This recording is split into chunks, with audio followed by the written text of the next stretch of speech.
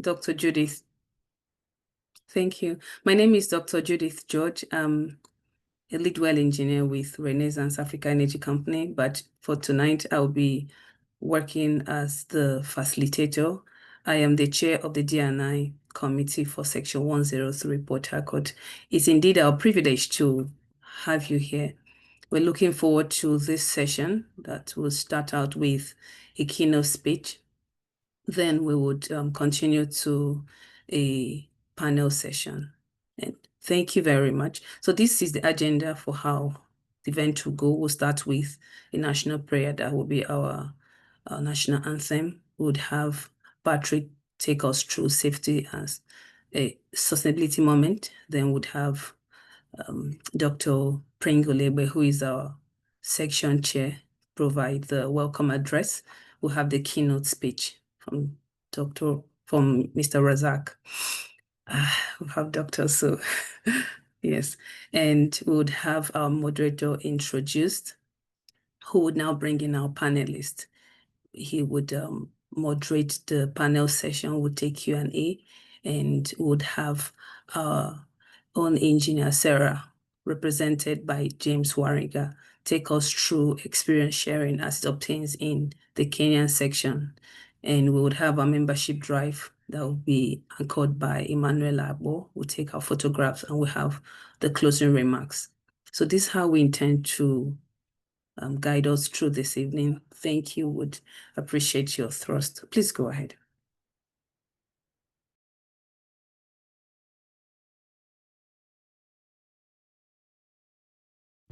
Nigeria, we hail thee, our own dear native land. Though tribe and tongue may differ, in brotherhood we stand. Nigerians old and proud to serve our sovereign motherland.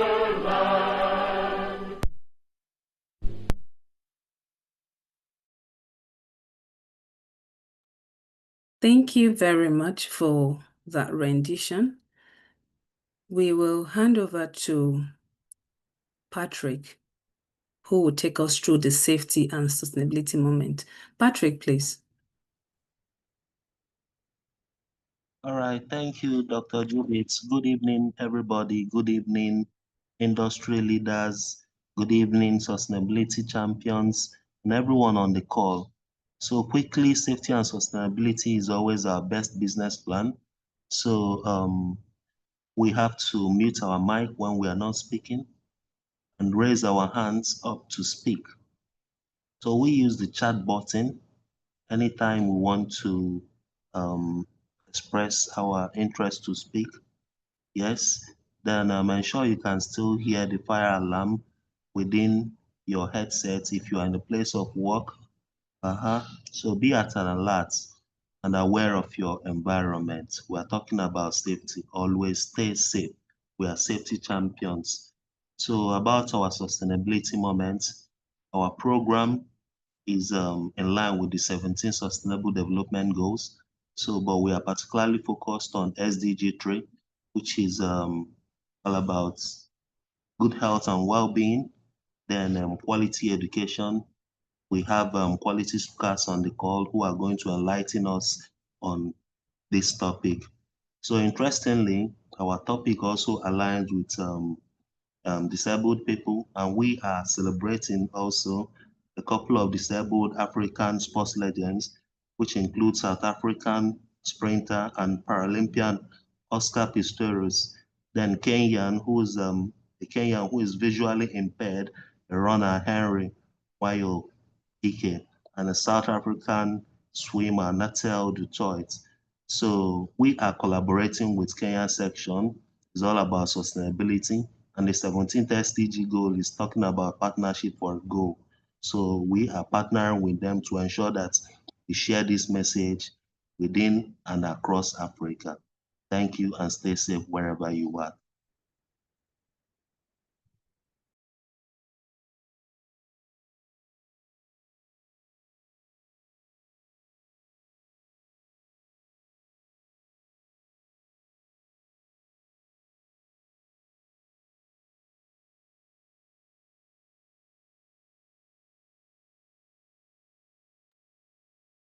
So Dr. Judith, over to you. Thank you, ma'am. Indeed. Thank you very much. And I appreciate that safety and sustainability moment and the example that you've given of how we are striving. And of course, we have diversity in our society across the world. And this diversity can be in terms of our physical ability, our mental abilities. It can be in terms of our age, so many things. So for us in D&I, we actually look at all these different aspects and we pick different themes at different times to focus our conversation on. So thank you very much for that, Patrick. So we invite our section chair now, Dr. Pringle Legbe, to provide opening remarks. Dr. Pringle. All right, good evening all. Judy, please confirm if you can hear me. Yes, we can hear you, please. Right. Good evening all. Thank you very much, Dr. Judy. Good evening, distinguished guests, colleagues, and friends. On behalf of the Society of Petroleum Engineers, Port Harcourt section, I warmly welcome you to this special event.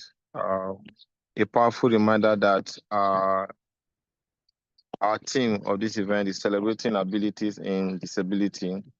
It's a powerful reminder that our true strength as a community lies in inclusion, empathy, and shared purpose. Today's theme challenges us to look beyond physical limitation and recognize the extraordinary abilities and talent, resilience that exists within every individual.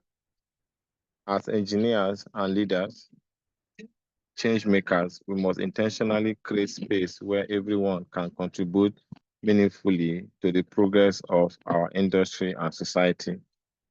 To me, this event would have been a physical event if we have all the resources, but we still appreciate the fact that we're able to have a virtual section of this event. I think we may also have a recall of this event again, but I think the theme is something that is not properly handled in our society. But I must commend the D&I team committee for championing this, and also our partners across section, especially our colleagues from the Kenyan section, for joining force to advance this important conversation. To me, together, let us continue to build a community where ability is created and celebrated, and diversity is valued. Thank you, and I wish us all an inspiring and impactful section ahead. Thank you very much, Dr. Judy and the team. Thank you, I appreciate it. And also from our Kenya section, thank you for joining and thank you for partnering and collaborating with Port Harcourt section. You're welcome to Port Harcourt section activities. Thank you. Thank you very much, sir. It's a pleasure to listen to you highlight the importance of this. And you rightfully mentioned, of course, we see that in the course of the presentations that D&I is not just good for business. It's actually good. It's not just good for, corporate social responsibility. It's also good for the business because we have people across the spectrum who represent significant part of the workforce, and we cannot afford to neglect these ones, right? We need to create conducive environment, and in doing that, we're able to harness the full potential of all individuals, and we definitely see value in the differences or in the diversity we see in our workplace. And we can always take this message back to the society at large, including our families, our churches, places of recreation. We need to focus on this conversation. So not to stretch this beyond what it is, we would proceed to our keynote speaker. Razak Adekoya is the Global Technical Advisor for Economic Empowerment at Sightsavers. He has provided DI technical support in form of advisory and consultancy to several organizations, including the World Bank, ECOWAS, Access Bank, MTN, Save the Children International, Diageo, Unilever, amongst others. Razak is an author of 4 books, a Global Ford Fellow, and an Ashoka Change Maker Scholar. He's a professional member of the Society for International Development USA and a doctoral fellow at the Artificial Intelligence Management and Financial Institute. Would want to welcome Mr. Razak Adekoya. Thank you very much, sir, for being here today. It's indeed a pleasure having you in our midst. Thank you very much for the opportunity. I don't know if your team will be able to share the slides, or I can share from my end, just to be able to give the audience opportunity to follow my thoughts. Indeed. Please, can you Simeon, are we confirm able if your to team will share? be sharing? Yes. If you can share from your hand so that you can have control over it, that is fine. All right. All right. Thank you. That's Please fine. go ahead, sir. I'll check. I think you have to stop one screen there. So.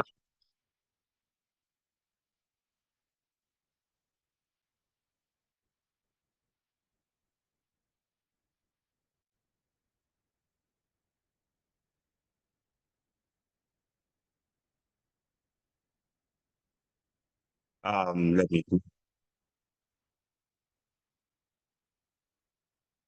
Okay.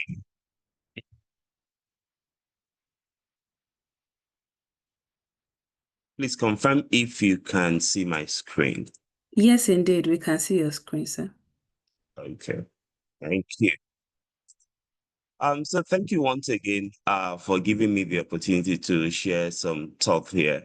In the next 10, 15 minutes, I would speak to these objectives, particularly around one, letting members of your noble organization understand a bit around the overview of disability inclusion.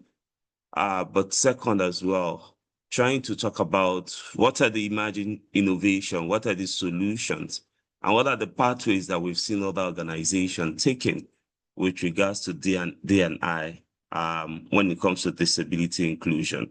But first, I think one of the things that I've seen over the period of years of working on this and trying to work with business leaders, it's always that question, why disability inclusion?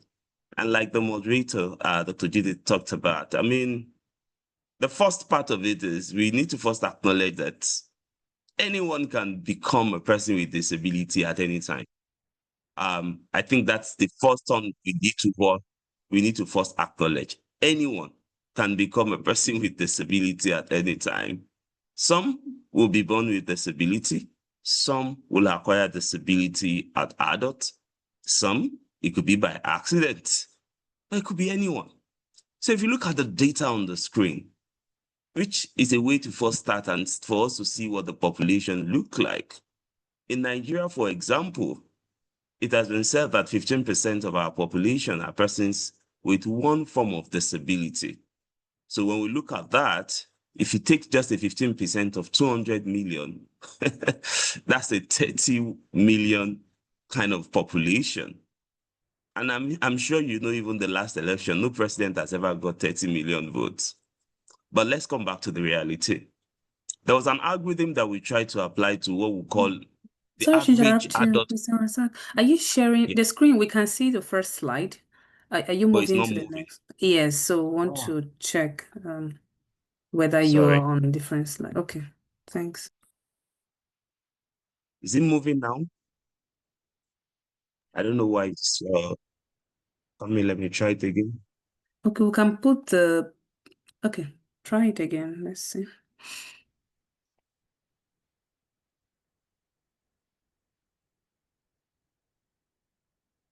Try. Do go ahead. We'll try to share from Okay. our end. Go ahead, You please. try to share. Okay. Mm. Because I don't know why it's not changed. The slide is changing here, No but problem. it seems Please it's go not ahead. changing it. Yeah. All right, thank you. So if you look at the data we got when it comes to adult consumers, when it comes to disability, first and foremost is that they're about 15% of our population. But when we dig drill and we start saying, let's focus on adults, because we are talking about businesses.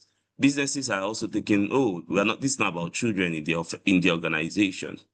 The data revealed that 1 out of every 5 women will experience disability in their lifetime. According to the data as well, about 3 million people will have one form of visual impairment of the 100 million consumers. The data went further and said for every 3 person, 1 person would have a person with disability in their family. Maybe not having it as a child, but you have it maybe as your extended family. So if you really look around, the numbers are growing. But the reality is we are not seeing those numbers translating into businesses. As much as businesses are thinking about gender, women, increasing women leadership, having more women representatives, one of the challenges we continue to have is that we continue to see that most times disability seems not to be on the talking point. So how do we move and how do we ensure that we are doing disability not on the basis of what we think it should be, but on the basis of how it can benefit both individuals, how it can benefit businesses? The first point I think I really want to look at is using the data from Accenture, and it's called the Accenture 2018 Disability Inclusion Advantage Report. That report talks about the fact that businesses that are more disability inclusive made a higher turnover of 28% than those that are not. And when you look at their profit margin, it's about 30% points. And that's the data. It further goes about to talk around issues of how staff with disabilities in companies have more retention. For many of us who are, for example, those who are in Nigeria, you know about the JAPA syndrome and how you're struggling to keep staff for a while, and how much you need to spend for every time you have to employ new staff, the number of amounts you spent on training. But as business leaders who are on the call, beyond that, it's also about the fact that how are you connecting to the community where your businesses are, the society and the community where you're actually drilling or making product out of it. To what extent are we doing things beyond just saying, oh, we support youth, we support women? How are we also connecting to the community of people with disabilities in those places? Furthermore, it's also important that we also take a bit of what exactly happens when we say, be disability inclusive, be a disability leader. We're not really talking about the fact that you should do this for people with disability alone. One thing I've come to realize is that everything around accessibility and disability supports everyone. And I'll come back to that when we talk about accessibility. So first and foremost, let's start. What exactly is a disability? Because if people don't understand that, we'll continue to have challenges. In a simple nutshell, I will break it in a very simple mathematics for us so that I don't disturb us with too much of definition. Disability basically means impairment plus barrier equals to disability. People could have one form of physical impairment. People could have a visual impairment. People could have hearing impairment. People could have intellectual or cognitive impairment. As a result of this impairment, when they have the barrier, yeah? When you look at this with the barriers, what are those barriers?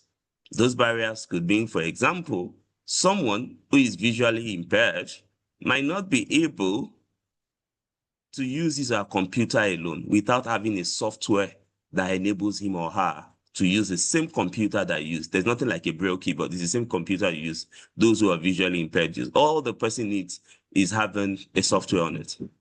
What is the barrier for someone who have hearing impairment? We are having this event right now. Imagine if someone who is a member of yours, who is an engineer, the person will need a sign language interpreter to be able to participate. Now, someone once asked me, if we remove those barriers, because that's the essence of this whole session, how do we remove those barriers? Would there not be disability? So I said, let's look at the opposite of the word barrier, access. So if we have impairment plus access, then we'll have what we call disability inclusion. Because we can't take impairment away. The child with autism was born with it. We can't take it away.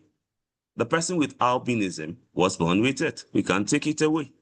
So some level of impairment would come that people were born with. But what we need to do is thinking about access. How do we replace access, barriers with access? And I think as leaders, people on the call, what we need to start thinking is, how do I think access? How do I think access for everyone? How do I think access for leaders, for people that I work with?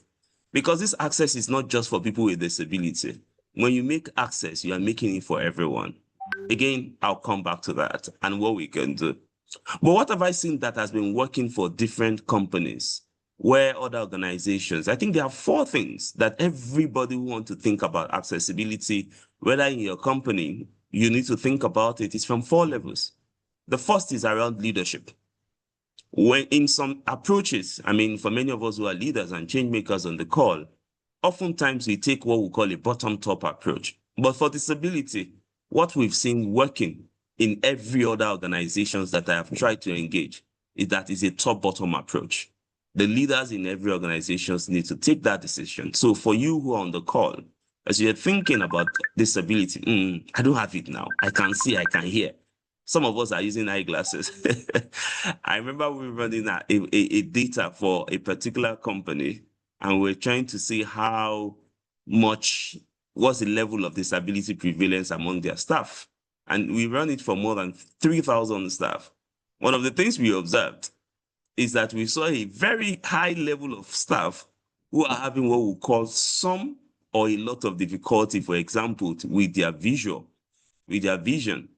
And what we kind of start telling those companies is the fact that, yeah, you might not have a lot of people who are blind in your company, but if you have this high number of people who are indicating some or a lot of difficulty, then you need to do something in that regard. Even sometimes one of the things we've come to realize is the terminologies.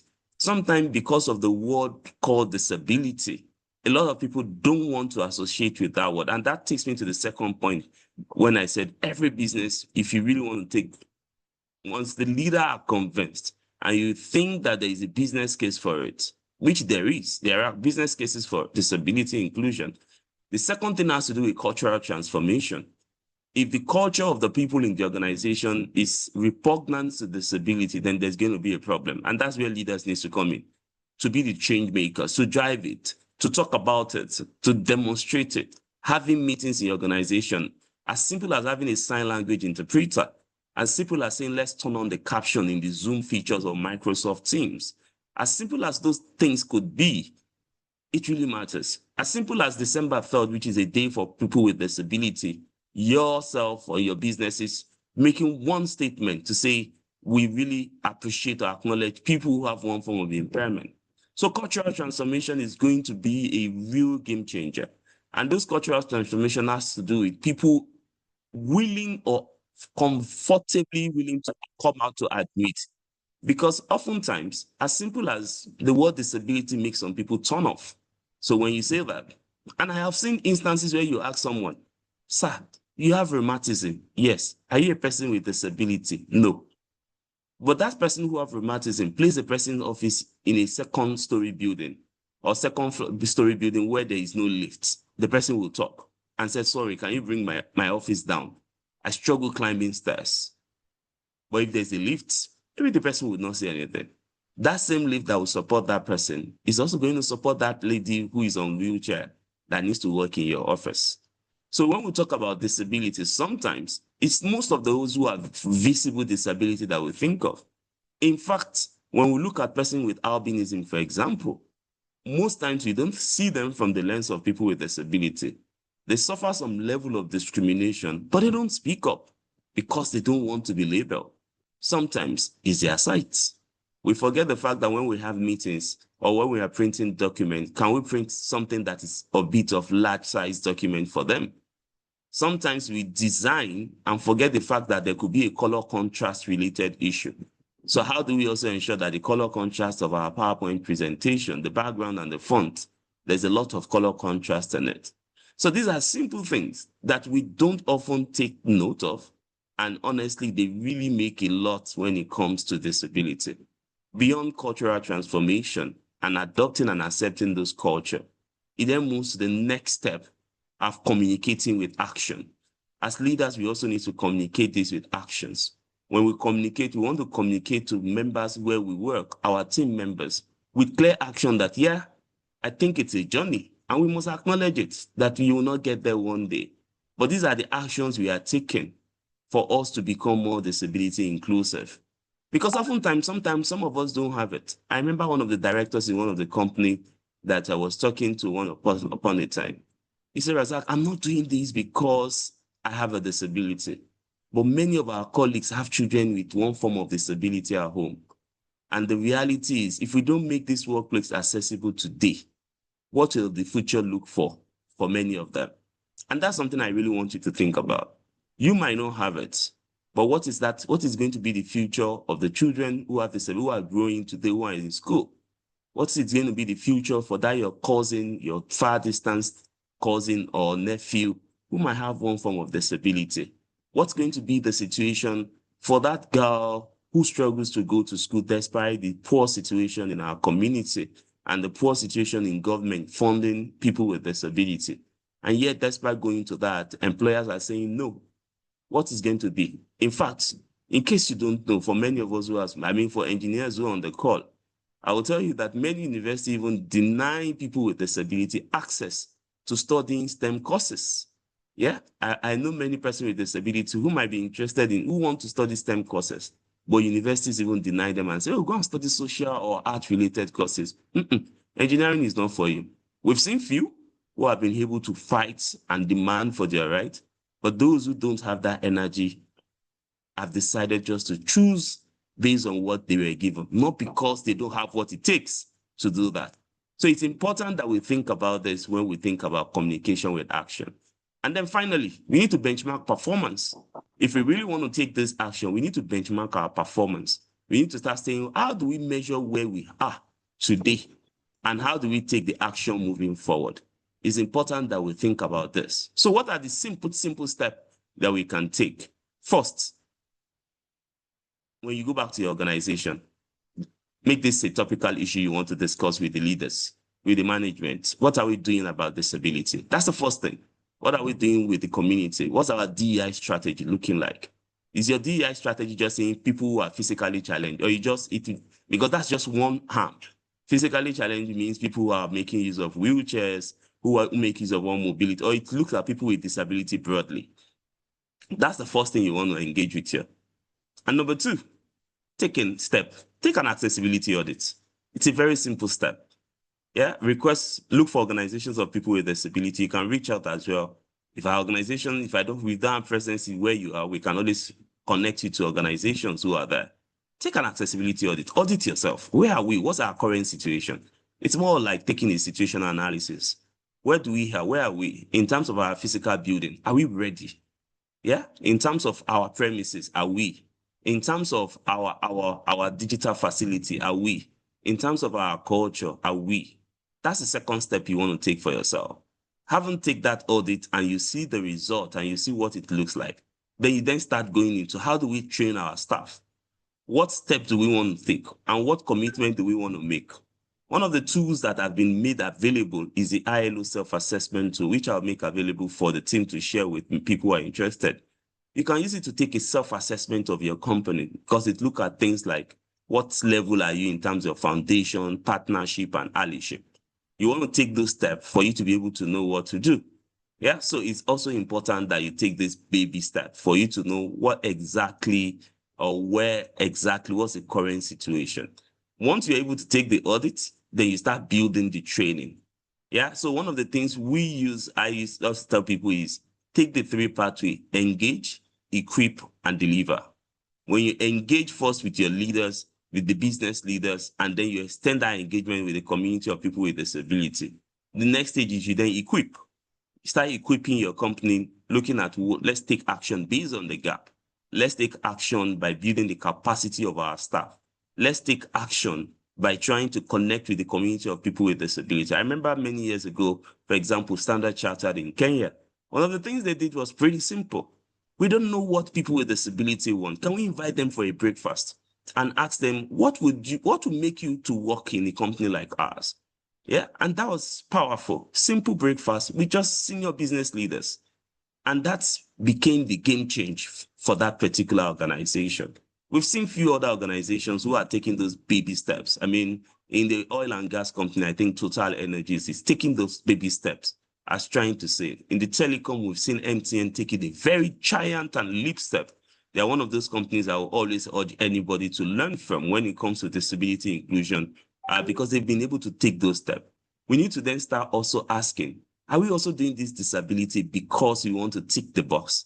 Because oftentimes it's a matter of compliance. There's a Nigerian disability law, and it says, oh, you must have 5% of your workforce. We need to start thinking, we need to start thinking about how do we move a bit away from, we want to make 5%, to start asking ourselves, are we doing this because we care about the people we work with? Because we've seen a lot of time, we've seen some companies, for example, they already have staff with disability, but those staff, they can't come out to commit. They can't say it because they know if they say it, their line manager might put them on the next set of people who are underperforming. Some people have mental health condition, which is also a form of disability. Anxiety, depression is categorized as part of what we call psychosocial disability. We need to start thinking about how do we create those spaces to start dealing with this issue in our workplaces? How do we give people opportunity to speak up? And how do we give opportunity? How do we provide what we call reasonable accommodation? That's the needed support. So reasonable accommodation in this sense is not house. It's not, it's more of what you call reasonable adjustment. In fact, when it comes to procurement, how are we ensuring that the equipment we are procuring, the chairs, the tables, we are thinking about accessibility of those? Because we don't need to say we want to procure one specific chair for one person, but are we providing something that provides ergonomics for everyone in the office so that people don't have issues with their back pain before it leads to something that degenerates to one form of disability in the organization? We really need to think about this when it comes to making disability in the workplace work for everyone. So beyond training, beyond accessibility audit, the next one is you need to then connect with other companies. In many countries, including Kenya, Nigeria, have been opportune to be part of what we call the National Business and Disability Network. These are network of businesses who came together to learn from one another, to exchange knowledge, and to promote disability. We have the Nigerian Business and Disability Network led by Access. I think they are just stepping down after spending 4 years as a chair. There are other companies who are members, likes of MTN, Unilever, Standard Chartered, Diageo, and few others that I can remember. But we also have the same thing in Kenya, the Kenyan Business and Disability Network, including members like Kenya Airways, Safaricom, Coca-Cola, among others as well. Companies coming together to learn. And this is one thing you can do. Everybody would not be at the same stage or the same phase. So how do we also come together to learn from each other? As business leaders, it's also important to be able to say, let's ensure our businesses are members of this network so that we can learn. Because there are certain things you might not be able to do on your company alone, but collaborating with other organizations, you might be able to share that and be able to find solutions to it. As I wrap up this presentation, I really want to come with 3 points. Number one, disability inclusion in any company or for any individual, for you to understand, it's not a sprint. It's a marathon. So we need to understand that and acknowledge the fact that it's going to take us a while, progressive realization before we get there.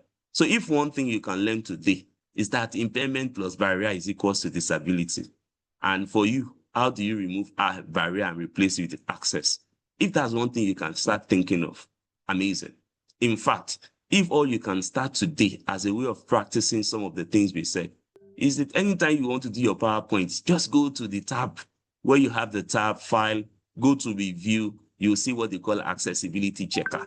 Use it to at least check your PowerPoint to see that your PowerPoint is accessible. If that's that one step you can take today, please do it. Number two, I think we've moved a bit from the era of there is ability in disability. I don't think you pay for anyone because of their ability. I think you pay for people because of their productivity. So I really want you to start thinking about changing that phrase and start saying there is productivity in disability. But beyond that, how can I, as a business leader, encourage the productivity in people with disability? And that takes me to the third point. Beyond hiring people with disability, how do we move a bit from charity approach? How do we move from, I do tell people there's a difference between you giving someone a gift and you giving someone resources. When you give someone a gift, the person can do anything with it. When you give somebody resources, you are expecting the person to be resourceful with that resources to be able to generate more resources. How do we give people with disability resources that makes them resourceful? If you are part of the sustainability in your company or your organization, how do you shift away from the charity approach? It's not about giving people wheelchair. Nah, that's not. How do we do a real empowerment for people? We've seen few organizations who are taking those steps, transforming the lives of people, not just giving them a tokenistic approach, but going beyond that and thinking more from a people-centered approach. I hope at the end of today's session, you've been able to pick few words or few things that you can do to promote disability inclusion. Disability is not for those who have disability alone. It's everyone's business. And it benefits businesses financially, compliance-wise, and even in terms of the community you engage. I hope you'll be able to take one action after this whole session. Thank you very much, and do have a blessed day. Back to you, Dr. Judith. Thank you very much. This is very, very, very informative, very moving, and we do appreciate the depth of research, the amount of experience you've shared with us. Thank you so much. And I speak for the audience. I've really, I've taken away a number of nuggets. I've not even considered the accessibility checker in PowerPoint, just something you mentioned that my slide deck, is this something that everyone can really benefit from? Things like if sometimes we have town halls and we never really, I've not think we actually have a sign language interpreter at the corner or something. So that's something that most times we look and we say, oh, we don't have bias, we don't have prejudice, but the question is, are we really taking deliberate steps to ensure inclusion and accessibility? Thank you so much for your generosity in sharing this. And at this point, I'd like to invite our moderator. I would read the bio. Simeon, if you go back to the other slide deck. Thank you very much, Sir Razak. We'll take the questions after the panel session.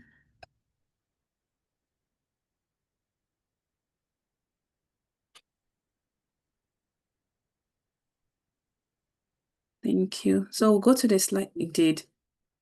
So what we want to do next, we'll invite the moderator who would take us, who would play some videos for us and then nicely welcome the panelists. Justice Vidigo is a certified NEBOSH IGC, HSC, and petroleum engineering professional. He holds a BTech in petroleum engineering and is currently pursuing an MTech in petroleum engineering at Rivers State University. He currently serves as a wells safety coach with Shell Petroleum Development Company, now Renaissance Africa Energy Company, where he contributed to the safe, ahead of plan, and under budget delivery of Renaissance first fully drilled and completed HPHT development well, Baran 31, along with other high-impact well operations projects. Justice is currently committed to sustainable high-performance outcomes in the energy industry, with expertise spanning across safety leadership and data-driven decision-making. An active member of the Society of Petroleum Engineers, SPE, for over a decade, he has held several leadership roles in the Port Harcourt section, including serving as the Young Professional Chairperson and Assistant General Secretary, earning multiple SPE Service and Executive Awards, both locally and internationally. Outside work, Justice is passionate about technology, leadership development, and community impact. He enjoys football, swimming, and Scrabble. I welcome Justice Vidigo as our moderator. Thank you, Justice. Thank you, Dr. Judith. So thank you for the warm introduction. So please, we can just move to the video so that we continue the panel section. Simeon, please. Yeah. Good evening, everyone. This is the type of accessibility I love to see in the community. And What you're before, seeing here is sorry, the stairs just that a with bit, sorry. So I want to thank one of our panelists for sharing this video, and we think is a nice way to start out that panel session. So it's something we want to appreciate. Thanks. Sorry for cutting in. Justice, please, you have the floor right away. Yeah. Excellent. So let's just continue.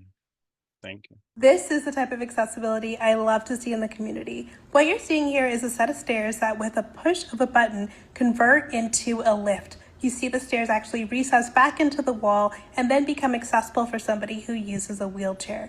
What I also love about this is that you're seeing the person use it independently. So often when we see applications like this in the community, you have to wait for somebody to come along to help you or to get a key to access the lift. But having it be accessible to the person right away is what truly makes this an independent experience. And what I love about this even more is that it proves that for historic buildings that you can actually keep the overall look and facade of the history of the building while also bringing it into the modern day century and making it accessible for all. So overall, I love to see this and I hope that more buildings implement it. Both are complete, but they form in very different ways. Each piece represents an important brain function: focus, working memory, impulse control, organizational skills, task initiation, creativity, problem solving, hyperfocus, and sensory sensitivity. Now let's start with the neurotypical brain. During development, neurons form and strengthen connections in relatively consistent patterns. As I build this tower, notice how the pieces are stacked in a balanced way, each level supporting the next. That is similar to how communication between brain regions becomes well coordinated, allowing for steady attention, smoother transitions, and balanced emotional responses. Now, let's look at the neurodivergent brain. Research shows that while it uses the same building blocks, the connections between brain regions develop in a more variable rhythm. Some pathways, especially those linked to attention, emotion, sensory processing, may form stronger or weaker links compared to the neurotypical pattern.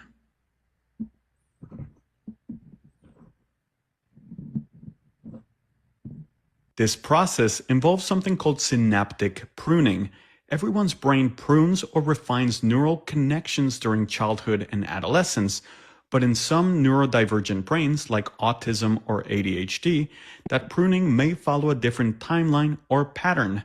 This means certain connections are retained or strengthened in unique ways. As a result, some people experience heightened sensitivity to sound, texture, challenges with organization, or difficulty reading social cues. But those same patterns can support exceptional creativity, deep focus, and novel problem solving. There's nothing wrong with either brain, they're simply organized differently. Understanding those differences help us build environments that support both kinds of wiring.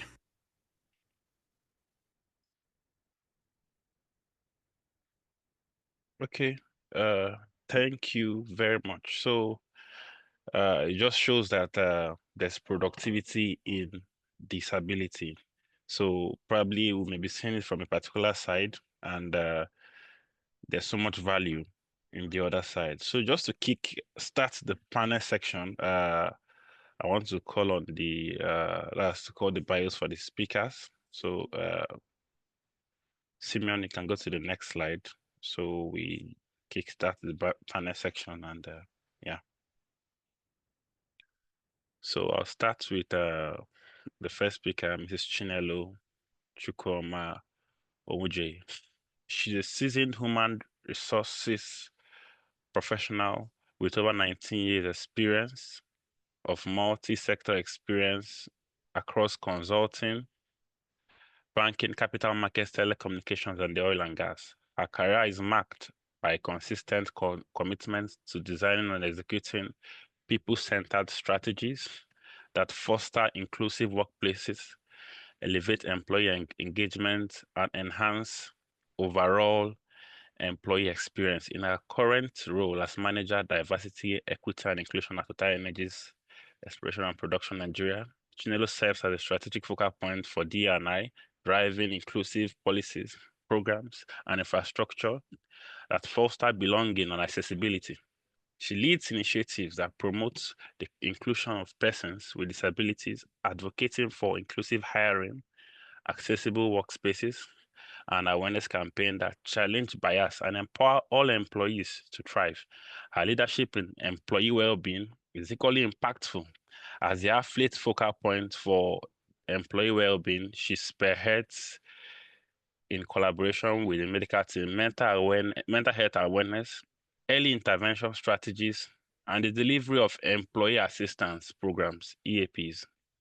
Our award-winning campaign, Small Acts of Kindness, Big Impact on Workplace, and the 2025 Employee Choice Award across Total Energies affiliates, reinforcing our commitment to cultivating a culture of care. Chinelo is an alumnus of the prestigious University of Lagos, where she obtained a bachelor and a master's degree in sociology. She's an associate member of Chartered Institute of Personal Management of Nigeria and the Society of Human Resource Management, USA. Beyond her professional activities, Chinelo is passionate advocate for rest, well-being, and balance, finding joy in following sports, crime fiction, handcrafts, and movies. So if our virtual hands are not busy, let's just give a round of applause for our first panelist, Mrs. Chinelo Chukwuma Onwuji. Let's go to the next slide, please.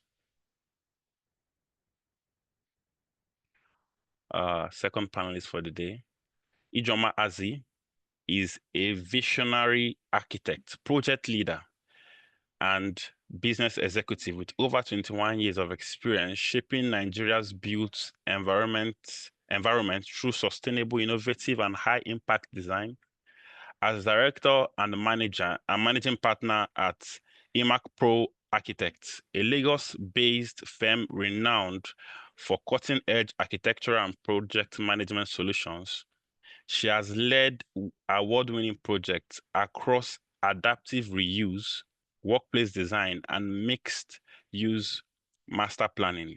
Ijoma holds a Master of Architecture degree from the University of Nigeria, Nsukka, where she graduated with multiple academic honors. She further enhanced her executive and leadership capabilities through the Owner-Manager program at Lagos Business School, project management certification from the University of California, Irvine, and the Cities X course from Harvard University, a fellow of the Institute of Corporate Risk Management Professional, UK, and the Chartered Institute of Leadership and Risk Management. She also completed advanced leadership training at the National Institute of Policy and Strategic Studies, Kurul Jos, Wimboard. She's a Wimboard fellow and passionate advocate for women in leadership. Ijoma is deeply committed to green architecture, entrepreneurship, and mentorship, empowering the next generation of architects to lead with creativity, sustainability, and strategic foresight. Also, let's get our virtual hands as we welcome the second speaker, architect Ijoma Azi. Next slide, please. So also, the third speaker, or the third panelist, Ifeako Karibib White, is a transformational leader, energy expert, and sustainability advocate with over 2 decades of cross-functional experience spanning law, business, and energy operations. She held an MBA in International Business School and Human Resources from American University, Washington, D.C., and a Bachelor of Law from the University of Benin, alongside professional certifications in corporate governance, the Corporate Governance Institute and Sustainability Leadership, Imperial College London. As a former senior manager at Total Energies, Ifeako has played pivotal roles across Nigeria upstream and midstream oil and gas sectors, leading high-value regulatory governance and compliance portfolios with assets oversight exceeding $1 billion. Her leadership ensured timely project approvals, zero penalties, and seamless stakeholder alignment, cementing her reputation for integrity, strategic foresight, and operational excellence. Currently based in the UK, she provides bespoke governance and regulatory advisory services to new entrants in Nigeria's energy sector. Beyond her professional achievement, Ifeako is the founder of Autism Mothers inside Nigeria, an advocacy initiative supporting families impacted by autism through awareness and empowerment. A FWIN board and alumnus and diversity champion, she continues to inspire inclusion, ethical leadership, and sustainability transformation across corporate and social ecosystems. Let's welcome Ifeoko Karibe White, our third panelist for the day. Next slide. Okay, so this was supposed to be our fourth panelist, but that's Dr. Jide Obosi, but he's not available and he'll be represented by the next person, which I'll call. Next slide, please. So Dr. Adebayo Adebise is the occupational health physician at Total Energies E&P Nigeria Limited. He holds degrees from the University of Lagos and the University of Manchester in occupational medicine and has over 18 years experience in occupational health and safety management within the oil and gas sector. He promotes workplace health and serves as a medical review officer, Offshore Energies, a UK medical examiner, and a member of the Institute of Occupational Safety and Health. Please, let's welcome our final panelist for the day, Dr. Adedayo Adebisi. So, there's so much wealth of experience here, and we can see it from the virtual claps. Okay, so we'll start the panel section in contract. So, but am I being heard? Just a quick check. Yes, we can hear you. In fact, we're in awe of the wealth of experience in the room. So, Yeah. we're awestruck. Go ahead, please.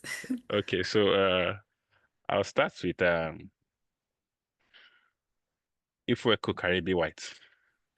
So, madam, you work closely with families and individuals living with autism. So what truths about neurodiversity, we saw it in the video, people thinking differently. What truths about neurodiversity are still being misunderstood in our society? Can you throw light on that, please? Thank you very much, Justice. Good evening, everybody. Good evening. Neurodevelopmental disorder affects social and communication skills in most people. These orders include autism, ADHD, and a few others. Some of the truths. Neurodiversity is a difference. It is not spiritual attack. It is not family attack. It is a neurodevelopmental disorder. It's not a mental illness. It's not a disease, so it is not infectious. But it is on a spectrum. And this spectrum is not linear. I personally have a daughter who's on the autism spectrum. She's 20 years old. Well, no, she's 21, actually. And many years back, a doctor gave me a definition for autism, and I carry it with me today. He said to me that neurodiversity, autism, is like, how you have wires in your house. The cable to the DSTV, the cable to the TV, the cable, all those cables are running parallel. Then sometimes in our bedrooms, we have the phone charger, we have the iPad, we have all those things. You see all our wires jumbled together. Neurodiversity is the jumbled up wiring of the brain, whilst neurotypical people have the parallel lines running. I think the video that was run earlier visually showed that. So if you think of it that way, even those with neurodiversity, it's not linear. So what it means is that while you'll be thinking that because it's a spectrum, you're either on the low or on the high side, it doesn't work like that. They can be high on social skills, low on communication skills, high on communication, low on some other certain things. So it's never linear, and no two people are the same. But what is important to know is that we as a society, we place a lot of emphasis on the ability to communicate. What we need to do is move away from typical communication for true inclusiveness. That someone is not able to talk doesn't mean they're not able to communicate. And I want to give you an example of that. There's a gentleman called Timothy Ho Yon. He's currently a doctoral candidate of sociology at the Australian Catholic University. He's non-speaking. I didn't say he's an undergraduate. He's a doctoral candidate. He's non-speaking. What he has used throughout his educational life is augmented and alternative communication device, an ACC. So a lot of neurodivergent people who seemingly cannot communicate, for us typical ones, we believe that communication is just talking. But you can communicate by typing, by signing, and using other ACCs. And that's what this gentleman has done. And he's gone all the way. He also is the very first non-speaking person to give a TEDx talk. So he's down in the history books. I'll give another example of a gentleman called Professor Jason Arde. He's a professor at the Cambridge University. He was made a professor about 2-3 years ago. Now, his story is interesting. His mother is of Ghanaian origin. He didn't speak till he was 11. He didn't speak. He didn't utter a word. He couldn't read or write till he was 18. But what? 13 years later, he's a professor at Cambridge. So what was that? Determination, not giving up, finding alternative ways to bring out his gifts, finding ways to continue to educate him, ensuring his mother obviously never gave up. He couldn't speak till 11. He couldn't read or write till 18. So what does that tell you? That there is productivity in disability, given the right opportunities and having people at your back. His mother, his teacher, and it was his sports teacher. His mother put him in sports. It was his sports teacher, his coach, that pushed him that far. So it wasn't even his teacher in school. It was his sports teacher. It wasn't the academic tutor. It was from there, from getting into, once you start to have a relationship and come into their world, it's easy to find their gift. It's easier to find their gift and help them to soar. So that's some of the differences, the untruths, because people always also feel that, if a child is not speaking by 5 or by 2 or 3, that's the end. No, the story I just gave you of Jason Arde is something we should all take away. He didn't speak till 11. He didn't utter a word. And he learned he couldn't read and write till 18. So that should tell us a lot. That as long as we're willing to give the time and create the avenue for inclusion and education, the sky is the limit for the neurodivergent. Thank you very much. That's very, very apt. And I was really touched by the story about Jason. And it brings me back to when I remember the IOGP, Human Performance Principles, how we respond matters. That's what the fifth IOGP performance principle, that's what it says, how we respond matters. I remember that particular the class teacher that was, spending his time to make sure that this guy keeps it up.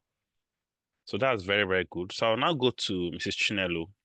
Mrs. Chinelo, looking at psychological safety, and disclosure challenges, many people, they have this invisible disability fear stigma, that if they disclose their conditions, they may be unsafe or probably not protected in their organizations.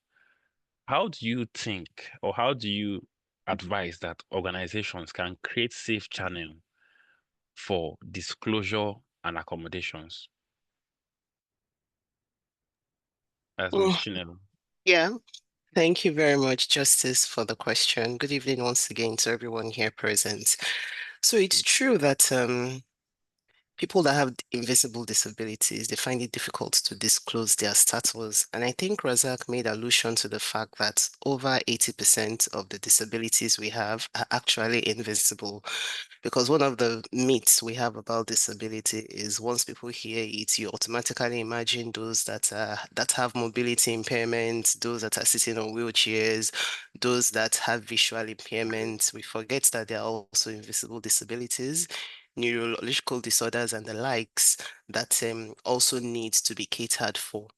So for companies that want to create a psychologically safe environment for people like that to disclose their disability, it's very important that they need to show or build a culture of trust, a culture of confidentiality, and a culture of proactive inclusion, especially in our cultural context. Because bitter as it sounds, Nigeria of today, the issue of disability is treated like a taboo, is treated like a stigma. Some people will say it's not my portion, just as Mrs. Ifweko alluded to. Some people will say it's a spiritual attack, it's village people at work. So people really shy away from openly discussing disability. And even the local languages that we use in describing disability, when you translate it to English, it also reflects that aversion that people have towards it. So it's important that organizations build a culture of trust for people to disclose their disability status. And how can they do that? First of all, it's important that we normalize conversations around disability. And I must commend the association SPE for this session that you're having. It is part of the way of normalizing conversations around disability to help people to break that fear, that barrier, that stigma. So within the workplaces, leadership, I'm an advocate of the tone at the top. So leaders that have invincible disability should be vulnerable enough, vulnerable in quotes, to be open about their status. Let people know what you are going through and let people know that it did not inhibit you from going or attaining your career level. You shouldn't hide it. In so doing, people will be encouraged to talk. It's also important too that when you have this type of channels, people need to know about it, and because of our social context, some people may be reluctant to want to disclose their status, especially their managers. So I used to know an employee that told me in confidence that, see, her line manager doesn't even know that she has some visual challenges because she cannot see on her left eye. So she doesn't even want to tell anybody because she doesn't want a situation where she will either start getting unnecessary sympathy, or if she makes a slight mistake, they'll say, oh yes, it's because she's partially blind. So for people like that, they will appreciate knowing that we have this channel where they can disclose their status freely, without judgment, without condemnation, without fear, without their line managers that they do not necessarily trust, or because they feel that they don't want to be labeled. So it's impossible that they have that channel that protects their identity for them to be able to disclose their status confidently and comfortably. Also, another thing that can be considered is having employee resource groups or employee peer support group, because those groups can serve as advocacy channel. It also helps to create that psychologically safe place for persons with disabilities to share their experience and learn from one another, because they are within the same spectrum, so they're able to, relate with one another and advance things or courses that would make their situation better within the workplace. So, for example, in TotalEnergies, in one of our affiliates, they have employee resource groups for different levels of disabilities, both visible and invisible. So you have an employee support group for those that are visually impaired or partially visually impaired. You have resource group for those that have invisible disabilities. Okay, so the whole essence is for them to have a forum of like minds where they can meet and share their experiences and advocate for improvements or better accommodations to make their life easier in the workplace.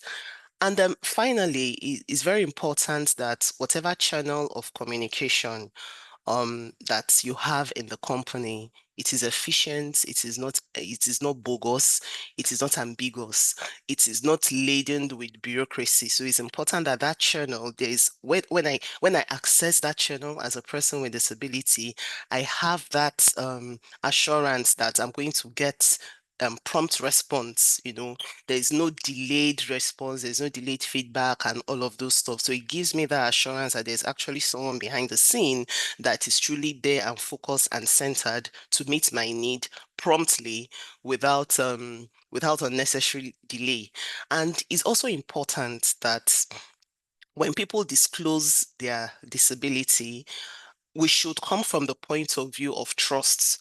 So we should not say, go and bring a medical record, prove to us that you have this type of a disability in the first instance before you even start hearing them out. Let us believe and trust that these people have made themselves so vulnerable to open themselves up to you. So it's important that you reciprocate by coming from a place of trust. Hear them out first. Don't put them in a tight corner where they have to prove beyond reasonable doubts that they actually have this form of disability or the other. So those are some of the things that organizations can adopt to try to make the company a bit more comfortable and safe for people that have invisible disability. And again, it is not, this list is not exhaustive. There are 1,000,001 other options out there. Thank you. Yeah, thank you so much. Thank you. And those are really salient points that you shared. So yeah, we could continue, and probably I see so much value from this section. Myself, I've been taking some notes, and also I know that persons on the chat box and also on the call are also gaining a whole lot from this section. I'll go to Dr. Adetayo Adebise now. So sir, as a medical personnel that you are at TotalEnergies, how can the medical community collaborate better? One of the solutions that Chinelo just gave now was like the organizations, but now the medical community as a community, how can they collaborate better with industries to support employees, and most especially employees that will acquire disabilities later in life? So what is the backup plan? What is the plan, and how can this collaboration happen and be seamless? Thank you, sir. Thank you, Justice.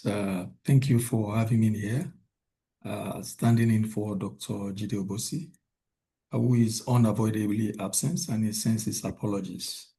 So with regards to collaboration between the health community and the industries, it's good to first lay the goal of this collaboration.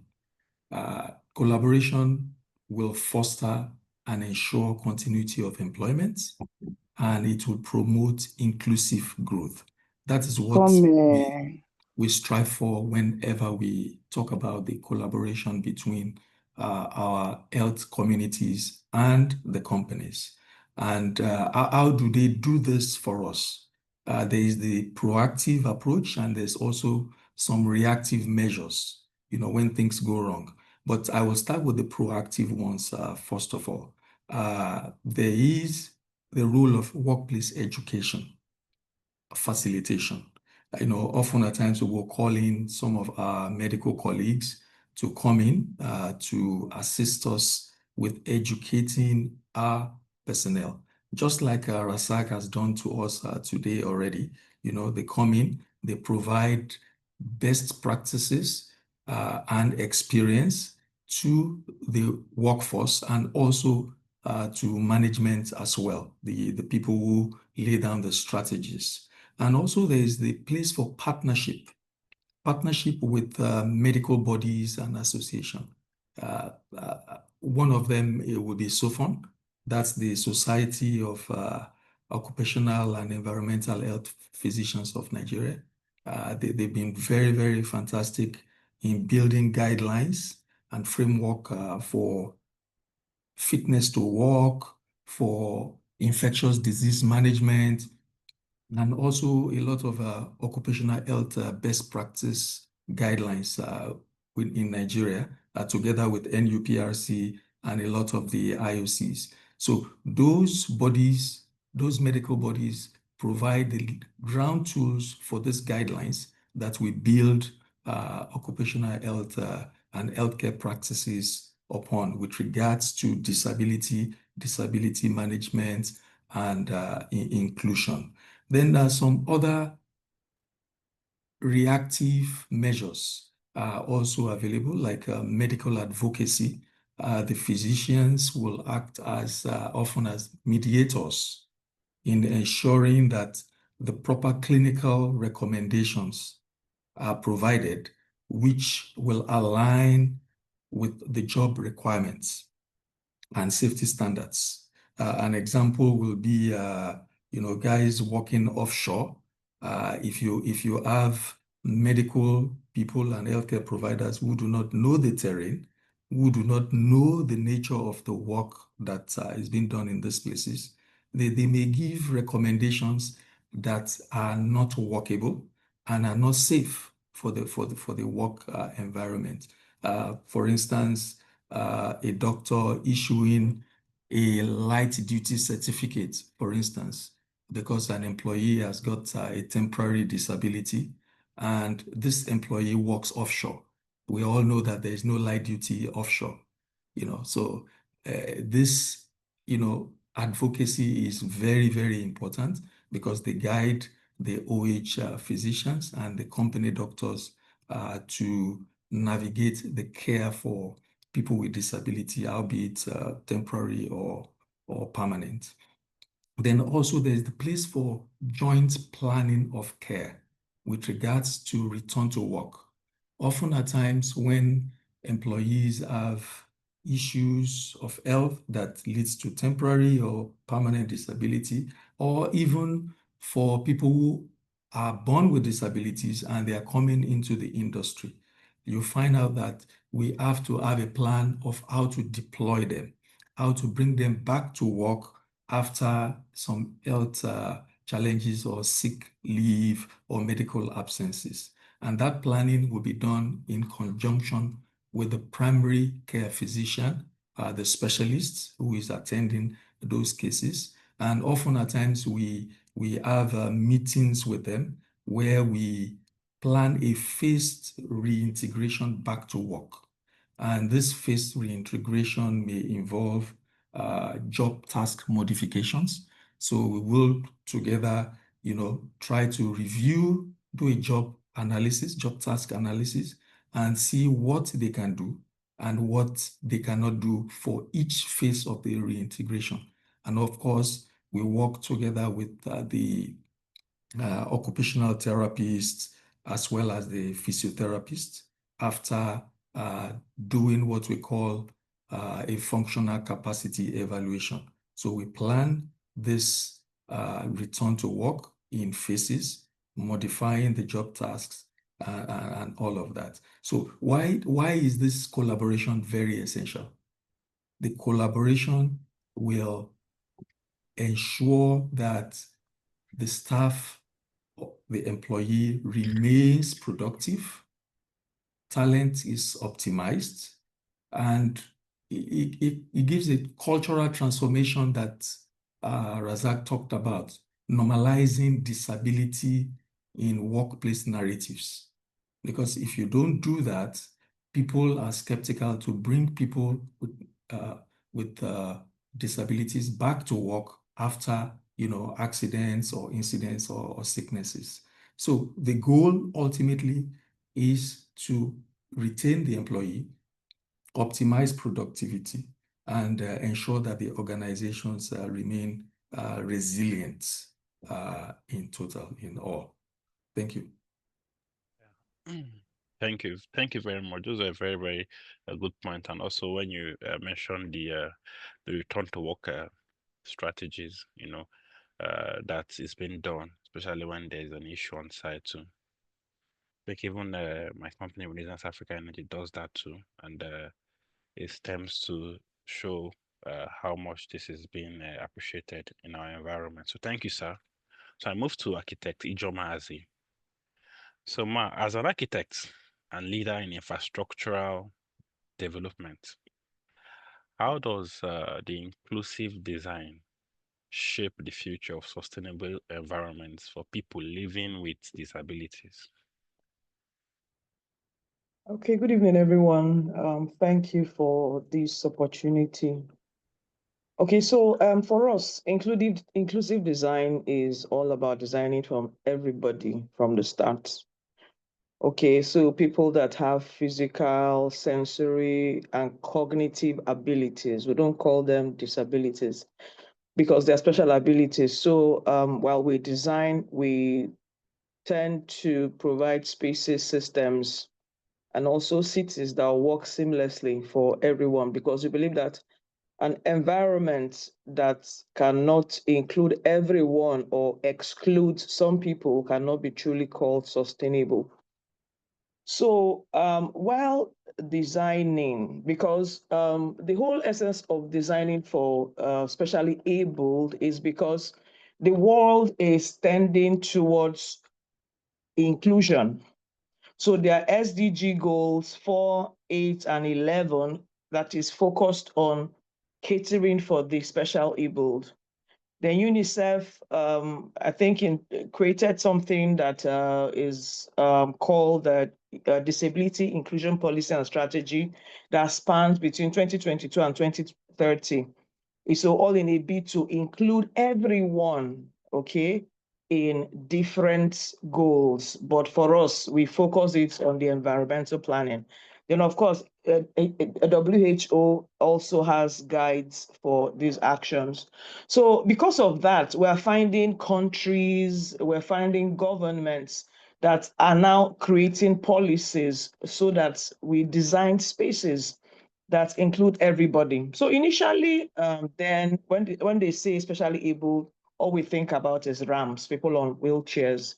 But like the keynote speaker, he explained it that there's a lot more in this area of specially able people and an all-inclusive design. So we're looking at physically challenged, which includes movement. So we have to provide things like ramps and special elevators that we just saw in that video, and also wider doors and corridors. We have visually impaired. So in an office or any public space, you're providing signs that people can see. You're providing brailles that they can touch. You're making you're providing contrasts, okay, in information that you're passing so that everybody can pick data at their level.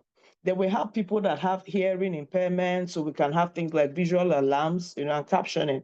So we now have to start designing because it's developing. So while we discover more special abilities, we are tending to design spaces also that can accommodate everybody, because we believe that as designers or architects, some of our designs can actually solve problems, okay, for people that live in them.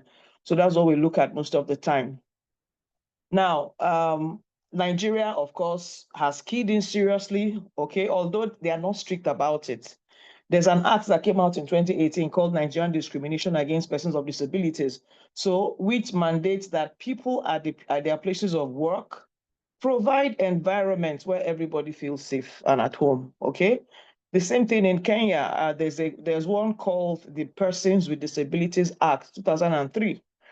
Okay, and they are enforcing it through the National Council of Persons with Disabilities. So you know how bad it is that somebody may come to work in an office and is not able to gain access into the space because there are no ramps, they can't climb steps, okay, and they don't have access to the spaces. Maybe the workstations are not conducive. Thank God for Africa, but in some developed nations, they can actually sue the company, okay, that I'm being marginalized and all that. So I think it's something we should take seriously because we never can tell with the new age of technology and everything, we can actually get into that, in this country. So for the future of sustainable environment for people living with disabilities, it's an opportunity to create equal access to everybody. Okay, now just like the previous speaker talked about them being specially abled, they should be able to get into organizations because they are gifted and also offer what they have. So, there's an Access Bank building. Why are they branding themselves that they are specially abled? That their designs are very inclusive. So for people that are specially able, when they see such brands, they're like, wow. So they can actually look at, getting into access because they're creating environments that can include us. So it's come to a point where organizations now are branding themselves as sustainable, branding themselves as inclusive. So once you comply, it's something that I recommend we should, let the world know that, look, we're compliant, we're inclusive, okay, and we work with specially abled people, okay? So another thing it does is that it promotes dignity and safety in the workplace. Then it can also reduce long-term economic waste. So if it was not included at the initial stage, you find people at the end of the day, oh, okay, am I trying to say that this is what is going to happen? Okay, why don't you start including these things? And by then you're spending money retrofitting. I can tell you we're going to come to a point where these things are going to be very compulsory and a lot of people have to comply. I was in Abuja at the Directors Forum and they were talking about ESGs. Okay, so they're now talking about sustainability goals. We're going to be doing sustainability reporting. I think by 2028, it's going to be very compulsory. And I know that at that time, these matters may also come up. So it's something we should look at as organizations to report. You know what I mean by report is that we let people know that our spaces are inclusive. Okay, then one last one is that it also inspire global competitiveness where you're known as or the firm, because I know there are a lot of engineers here, so you're working with different organizations. So your organization is known for this. Your organization is known that you're you're sustainable in your approaches and your compliance. So it's something that you can look at, and put up as an edge in the area of sustainability.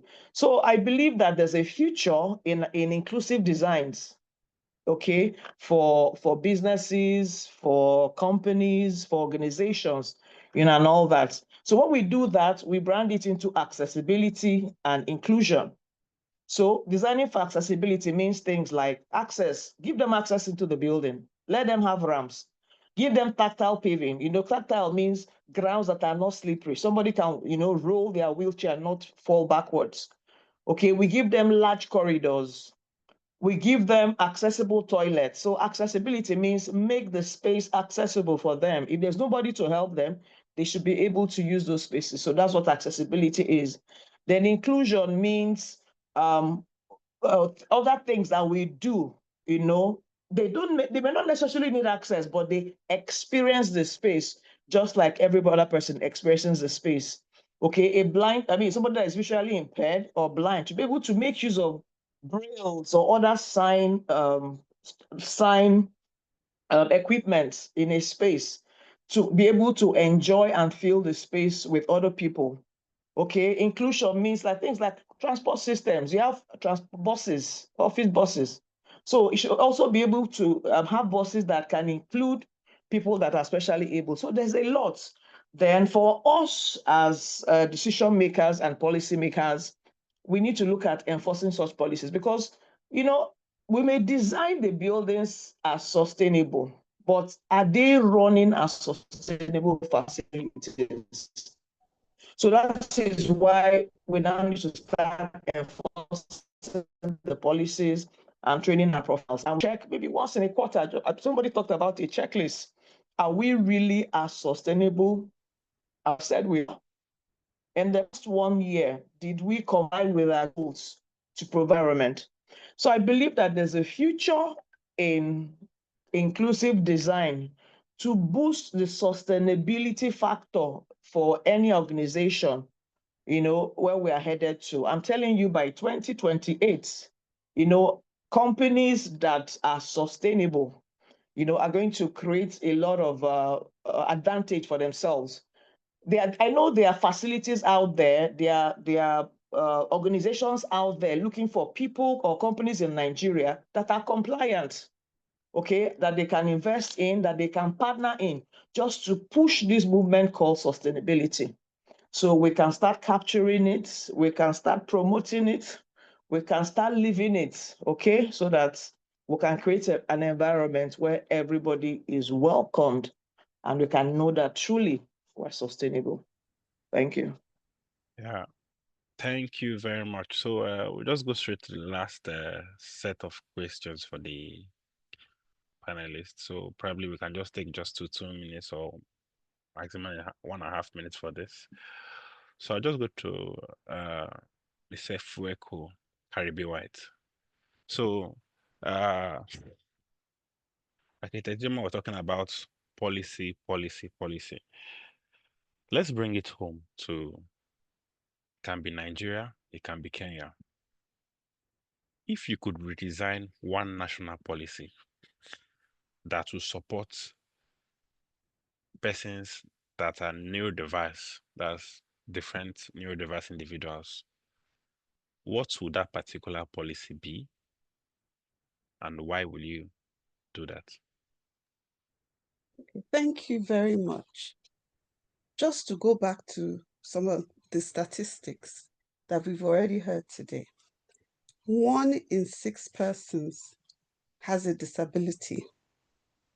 1 in every 10 persons is neurodivergent. I'm talking about, you asked me about neurodivergence. What policy would I redesign? I would redesign the policies of inclusion, specifically in the education sector, in the workforce, and basically for everyday life. There are laws in place. We've spoken about the Nigerian law for that caters to disabled persons. I would like us to expand that a little bit as well, so that we're truly taking care of invisible disabilities. There's a law in England called the Equality Act, which takes care of persons with disabilities and ensures that they're not discriminated against. Are you aware that for every job placement that is published, the employer will ask you if you have any disability? That disability is a plus, because at that point, they have to make provision for you to be able to attend the interview and show you how they are going to be able to include you in the workspace. The Act also stretches to include the carers of persons with disabilities. So parents, for instance, are encouraged and are allowed to take special leave, days off, to take care of their parents or their children or their spouses, whichever family member has a disability. They are covered under that law as well, and they cannot be discriminated upon for having a family member that has a disability that they have to care for every now and again. I digress a little, so let me go back. What I would redesign is the inclusion. Inclusion must be followed by action, monitoring, and enforcement.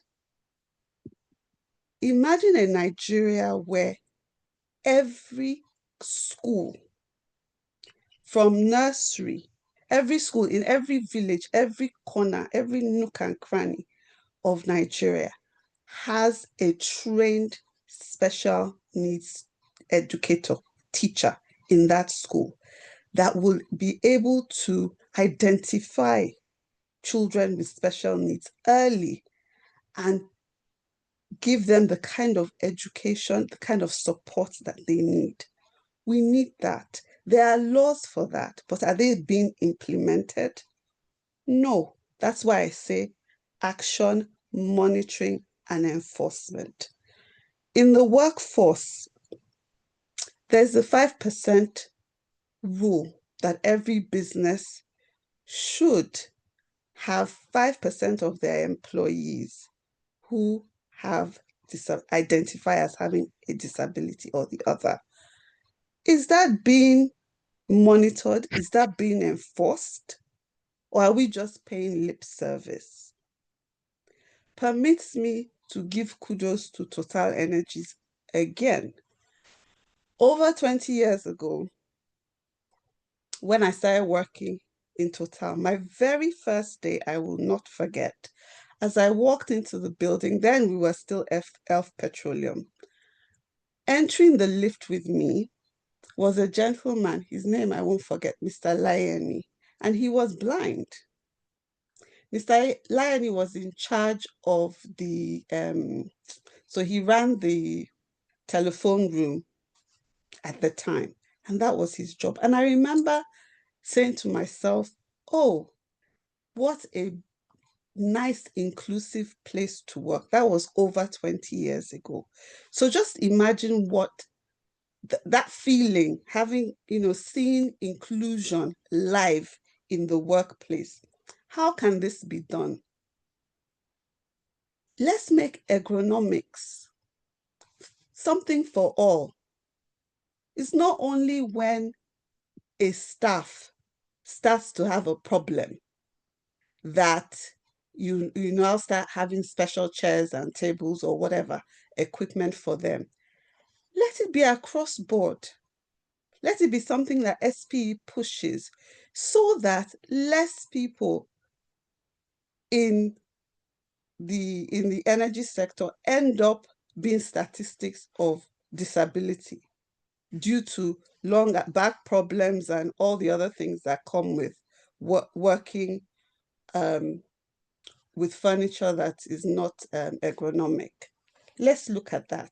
Let's also start to actively recruit persons with disabilities, especially the neurodivergent, because I tell you, they have those special skills. And energy, oil and gas is a lot of data, it's a lot of work, a lot of focus. And actually, that are the strong points of persons with neurodivergence. So it would be good if if HR, medical are equipped with knowledge about the positives of neurodivergence so that they can actively seek to employ neurodivergent people. Like I said, 1 in every 10 persons in the world and Nigeria is neurodivergent. Everyday life as well. Access Bank is an exception. How many other banks create access for persons with disabilities? Cast your mind to the security doors of most banks. How can a person on a wheelchair or even one with crutches enter that thing? So that means 1 out of every 10 persons in Nigeria is disenfranchised. 1 out of, well, I don't know how the statistics for physically disabled, but that's a large number of people that are disenfranchised from doing their own banking. They would, because of lack of infrastructure and inclusion in the infrastructure, they have to get people to do their banking for them. How many molues, buses, taxis are equipped to carry persons with disabilities? How many buildings, apart from the multinationals, and let's give kudos to the energy sector, are equipped to deal with persons, to accommodate persons with disabilities? I want to give a personal example. Over the last 2 months, I had a fall. So I injured my knee and I had to have a knee operation. And as Mr. Adekoya said, I fell into that statistic of being disabled. I'm in the UK, so there was access for me. But one day I sat and thought to myself, if I was in Nigeria, what kind of access would be available to me? I was on a Zimmer frame, not able to move without help, but I was able to function. I was able to function. There were accommodations made for me. Is that available to those of us in Nigeria? We have to start to look at these things. At every point in time,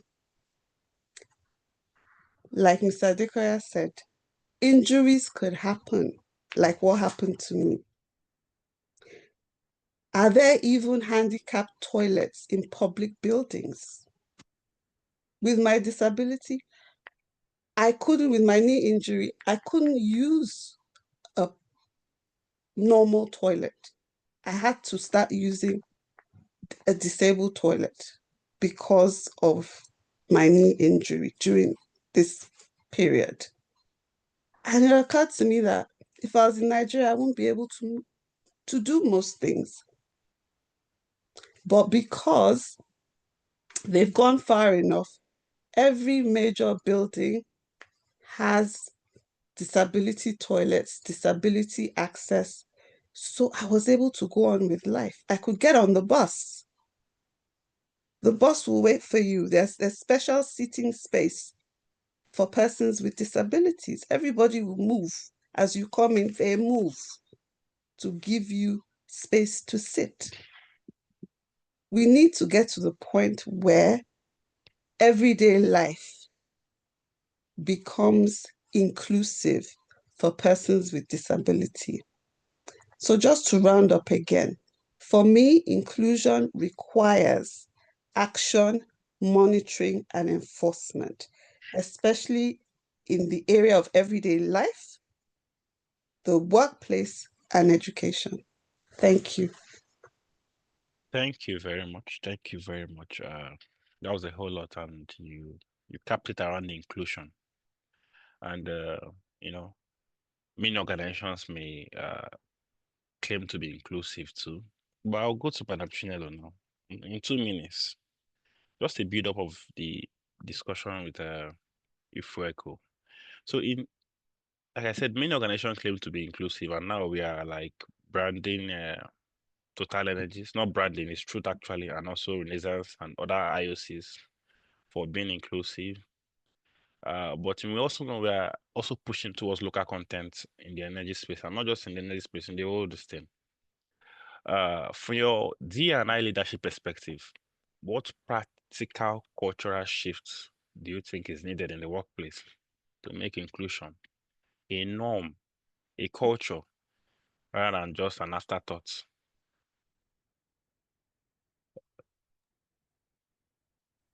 Okay, thank you for that. Yes, we find that most organizations tend to view disability inclusion as a necessary evil. Check the box, fulfill all righteousness. So it's really very important that organizations are deliberate. They transition from compliance to intentionality.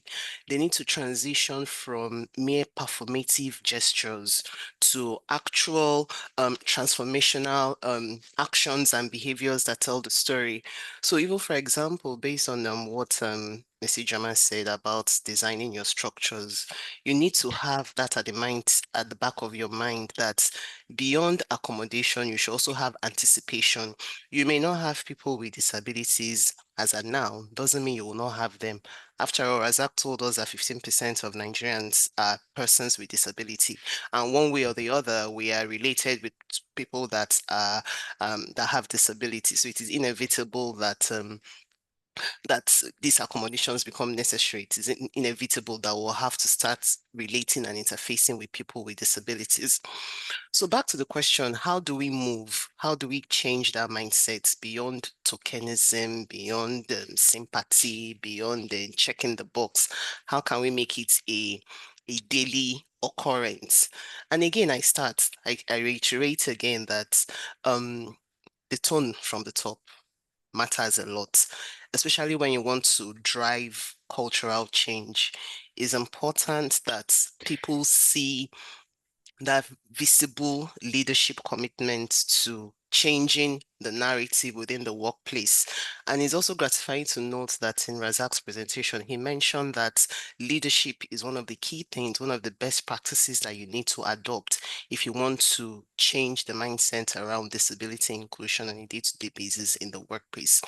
So for Total Energies, for example, in 2018, the MD CEO of Total Energies, in the person of Patrick Pouyanné, that's the global head of the company, he committed to the 10 principles of ILO, and we chose to prioritize 5 of them, which cover job retention, it covers respect, it covers confidentiality, it covers awareness. So that act on its own told us and affiliates around the world that this is a serious business for the company, and for the president or this MD CEO to go out of his way to publicly commit to these ILO principles, it tells us that this is not a joking matter. So, and this now cascades to the affiliates. So there are some affiliates, there are some companies where disability inclusion targets are assigned to the KPIs of their leaders. Hey, because again, what is not measured is not done. So how best to ensure compliance or performance, but to tie it to their KPIs. And in some companies as well, the degree to which people, the leaders implement disability inclusion determines the amount of bonus that they get. So that tone from the top is really, really very important. People need to see that commitment. People need to see that drive at that high level before it cascades down. If the head is good, the rest of the body will be okay. But if the head is corrupt, it takes a while. It's in no short time, the whole part of the body will also wilter away. So aside that too, I think I'd mentioned it before that employee support groups are really, really very important, because these groups will serve as the advocacy channels for people with disabilities that are working in the organization. And because they are sharing their life experiences, it's easier for them to recommend solutions or improvement areas that will further advance the situation in the workplace. You know, there's this common saying that around the disability environment, that nothing without us. How did they even say it again? Nothing without us for us. So you cannot shave our head without our consent. You cannot develop interventions for people with disabilities without involving them. So that's one of the advantages of having these employee resource groups for people with disabilities to drive advocacy conversations for themselves to improve their daily experiences. Again, storytelling and inclusive languages are really very important. I remember last year when we commemorated the International Day of Persons with Disability. Thankfully, or good enough, we had Razak there to also talk to us about it. We were able to learn that there are some words that we ideally just threw around that are really not appropriate for persons with disability. The use of handicap, this handicapped person, this blind person, you know, we were told that you need to emphasize the person first before the disability. So we need to be mindful and conscious of the type of languages that we use. And our disability etiquette needs to also be on point so that we are relating with these people and we are not making them feel excluded or more special than they normally are, because again, some of them may take offense with the unnecessary attention that you may be giving to them just because, you know. So inclusive language is very, very important. Storytelling is important. Promotes people that have thrived, people with disabilities that have thrived within the workplace. So when I mean promote, I mean tell the stories, continue to create awareness sessions around this topic so that it becomes top of mind awareness. Don't just wait till December 3 before we now talk about disability. Then after December 3, everybody goes back to status quo. Then 1 year later, another December 3, we talk about it. No, we need to keep the conversation alive so that there's top of mind awareness and it is driving behavioral change. Another important thing that needs to be done is training. And what do I mean by training? I mean, we all have our biases, both conscious and unconscious, and it's really very important that hiring managers, people in leadership positions, supervisors, people that have the responsibility of managing employees, it's important that companies are intentional about training them on their unconscious bias. We all have our biases, especially the ones that are unconscious. Those ones are really very dangerous because it is those ones that make you feel that, oh, I've seen someone that is visually impaired. This person cannot walk. No problem. I remember where I used to work one time. We were having a massive recruitment, and one of the applicants was someone that was visually impaired. There was panic everywhere. The question was, you want to employ a blind person? Do you have Braille? Do you have this? Do you have that? Do you have that? I don't know how it ended, but that particular incident got the company thinking that, see, we really need to change. We really need to start making necessary adjustments and accommodations and even working on our biases. So it's important that hiring managers are educated on their unconscious bias as they affect recruitment, as they affect relating with persons with disabilities, so that they will know how to position themselves properly and give the right support to people while also respecting their confidentiality and their need to be treated with dignity. And again, we also need to practicalize our policies. You know, we're very good at writing policies. Nigeria is very good at making laws, but to what extent do we implement them? To what extent do we operationalize them? So it is important that on a day-to-day basis, we operationalize our policies and people see that our policy is not just a nice document, but it is something that is real and active in what we do in the organization. Thank you very much. Yeah, thank you. Thank you. That was quite apt. So we are well behind time.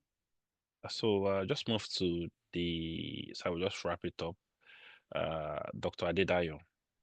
Okay, so just give us apart from all that have been discussed, just give us one particular initiative that Total Energies have done to standardize an inclusive occupational health practice. Just one. Thank you, Justice. Okay, so it's good to state that at Total Energies, our inclusive OH practice aims at reducing health disparities and improving workforce resilience. If you ask me for one, I will say it's our CARE initiative, C-A-R-E. And it's our fifth lever in our sustainability plan. And what does it talk about? Basically, it's about caring for your colleagues in the workplace. Not necessarily about you, but about your colleague. Be interested in what is happening to them. Do they seem to be okay? Do they seem to be well? Or do they seem to you as having any challenge health-wise? And a further step to that is, talk with them.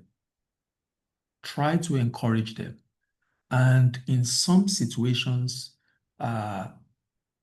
if they do not want to open up, you can actually seek help with the EAP. Talk to the EAP and they will find a way to reach out to these individuals. And I will cap it up with one simple example. And that saved us early this year when, the Mpox thing was still much, going around in the country. We had a case, the young lady refused to go to the medic.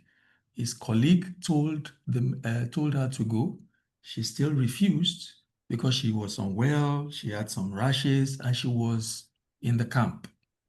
She was in the camp site location. And the colleague, after doing all her best, told the EAP. And then the medic swung into action. And at the end of the day, that saved the company a potential outbreak of Mpox on site, because that case was a suspected case and a probable case of Mpox at the end of the day. So pure and simple, care is wonderful. We need to be interested in the health of people around us in the workplace, and that will foster workplace resilience and break the barriers and health disparities that may exist. Thank you. Yeah, thank you very much. Care. It's very, very clear and it's the most important thing. So lastly, architect Ijoma, to capital. Are there gaps in our industry, in the country, even in a region as Africa? And what is your final message on this? Thank you. Okay, I believe there are gaps. Even in the chat section, I checked it. There are lots of conversations going on there, capturing the gaps. So to just round it up, I'll just say two things. One, we need to create more awareness. I'm sure if there's more awareness, a lot of mindsets will change and will adopt cultures that work. So we need to take the mindset of responsibility, not just a cultural mindset of sympathy and need for compliance, to meet the needs of the disabled or especially abled. Okay, so that's one, more awareness. And secondly, we also need to look inwards and reschedule our funding priorities. Okay, because accessibility features sometimes we need to be upgraded. So while we are cutting budgets every year, there should be a budget line item that shows the plan of us as organizations to meet the needs and also create a very much more inclusive and sustainable environment for all. Thank you. Thank you. So please also, sorry. Thank you, Ma. And also we can't take questions because we are well both times. So we want to stop here. But also I just want to thank all the panelists. Please let's just give a round of virtual applause with our emojis, claps. Thanks all the panelists. But we have also been known today that disability is about there's power, there's productivity in disability. I believe we are about breaking barriers, beyond disability, breaking barriers, changing mindsets, changing the shift, and also bringing it down. Number 4 of the IOGP Human Performance Principles says that context drives behavior. So what you do and how the organization takes you and how you take the organization, how you even take the society, how society takes you, goes a long way to play. So I will stop here and I did a very interesting section and engaging section. I learned a whole lot. I'll stop here and hand over back to Dr. Judith to continue. Thank you. Thank you all. Thank you very much. I'm clapping again, and I'd want to say thank you. Warm appreciation to, I want to give a warm appreciation to our panelists and to our moderator for guiding the conversation. We cannot thank you enough. It's been exciting. It's been informative. It's actually energized us to act. And I see the actions, the conversations on the chat room, and the fact that many of the questions are being addressed as we speak. So you will see that there's a bit of diversity. In fact, there's a whole lot of diversity in the selection of the panelists, starting from Mr. Razak to Architect Aijoma to Dr. Jide to Ms. Chinelo, all the way to Dr. Adebayo and Ms. Ifeiko. The idea is, one, for us to be informed, in fact, to spur us to action, to demonstrate the urgency, and for us to even know that we're not doing a certain group of people a favor. It's actually for the good of everyone, and to bring to the fore the conversation that we have in different corners, but to elevate this conversation and to spur us to action, to say, okay, this is what we need to know. And if we want to go beyond this and take real action, what we need to do. And some of those actions include our policy and include the building. So that's why this group of very talented intellectuals, professionals who have had lived experiences are actually invited to speak. So on behalf of our people here, we want to say thank you so much. We really, really do appreciate. This session has been recorded for others to make reference to. So we'll go to the next slide, Mr. Simeon. All right, we said we cannot take more questions, and some of them have already been addressed. Please proceed to the next one. And we will want to invite our sister section. We have Mr. James all the way from Kenya. I don't know that he's still on the call. Yes, Judith. Oh, thank you. Thank you. So he's here on behalf of Engineer Sarah, a QHSC manager with African Terminal and Logistics Services, and she's the section chair of Kenya. I would like to invite him for some words and to share his reflection for 2 to 3 minutes. And after that, we take a membership drive, take our photos, and we're off for the day. Thank you for your patience. Go ahead, Thank you, please. Judith. Thanks. I hope I'm audible enough. You are, please. Thank you. For a minute there, I thought you were about to end the session. And so thanks for the few minutes that I've got. Thank you for such a great team. The speakers have actually said it all, if not actually what I had in mind. So it's a privilege to speak to you guys this evening, and also on behalf of SPE Kenya. I was sent, or rather asked by Engineer Sarah to be able to say a few words. So my name is James Waringa. I'm a petroleum geochemist by profession. I formerly used to work for the National Oil Corporation of Kenya, and also I've been lecturing at Kisii University for BSc Petroleum Chemistry. So I'm a person living with a physical disability, but that hasn't actually let me down, but it has actually created a lot of resilience in me and a lot of adaptation that comes with it. So when I reflect on tonight's actually theme on fostering sustainability, disability awareness, and inclusivity, I see not only a story of limitation, but one of strength, whereby we need to get the strength through diversity. So as most of the speakers have spoken, Ijoma has alluded to, you know, in our country, or rather as an African, as Africans, Chinelo was talking about, you know, how we view people with disabilities in the society as like a taboo. You don't want to take your kids to school. We tend to hide them at home. And in the for the longest period of time, we've always viewed disability as persons that are either, with physical disabilities, people who are blind, people who are deaf, and all that.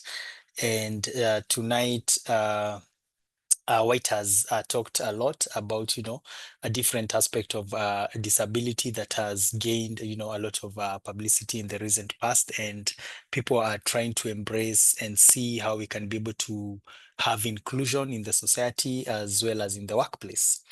So as a geoscientist who's lived with a disability, I can say that I've gotten a lot of help from colleagues, because in the past I realized some people were reluctant actually to maybe include you in field excursions or, field work activities. Maybe like I've seen even in the chat, a lot of people still here in the industry are also talking about like the aspect that they are not able to understand when they see on employment forms what it means to have like a disability. And it's basically for most of the companies to be able to conform with existing laws, with the constitutions of different countries. Like here in Kenya, like what most people have said, we have the 5%. And most companies, they tend to do this just to tick the boxes. Thanks to a lot of IOCs, but also I've seen most private companies tend to conform to maybe the constitution and the laws, maybe to, also get to continue working in the countries. However, most government entities, most government agencies have not been complying with this.